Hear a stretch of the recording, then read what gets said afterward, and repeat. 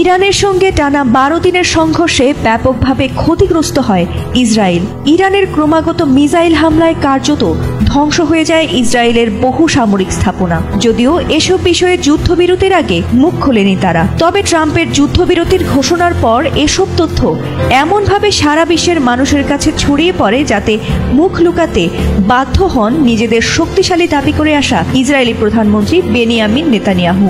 তবে ইসরায়েলের শক্তি আবারও বাড়াতে ট্রাম্প এবার যা করতে চলেছেন তাতে রীতিমতো নিন্দা করেছেন তিনি। নেতানিয়াহুর অহংকার বাড়াতে তাদের বিমান ঘাঁটি বানিয়ে দিচ্ছে যুক্তরাষ্ট্র। ইরানের সঙ্গে যুদ্ধে ইসরায়েলের সামরিক অবকাঠামো ক্ষতিগ্রস্ত হয়, তাই ইসরায়েলি যুদ্ধ বিমান ও হেলিকপ্টারের জন্য এবার নতুন বিমান ঘাঁটি তৈরি করে দিচ্ছে যুক্তরাষ্ট্র। ইসরায়েলি পত্রিকা হারেটস জানিয়েছে, বর্তমানে যে প্রজেক্ট বাস্তবায়ন করা হচ্ছে তাতে $25 কোটি বেশি খরচ হচ্ছে, তবে ভবিষ্যতে তা 100 কোটি ছাড়িয়ে যেতে পারে। এই কার্যক্রম আরও আগেই শুরুর কথা ছিল, তবে ইরানের সঙ্গে সংঘাতের কারণে তা পিছিয়ে যায়।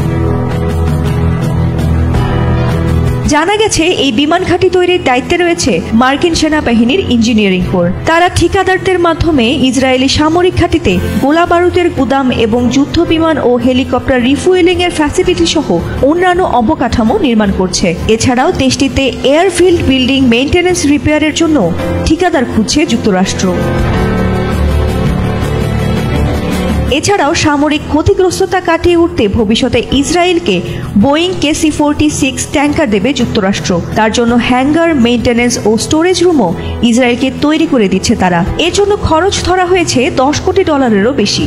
এছাড়া CH-53 হেলিকপ্টার রাখার আরেকটি প্রজেক্টের জন্য ইসরায়েলে $25 কোটি ব্যয় করতে চলেছে যুক্তরাষ্ট্র।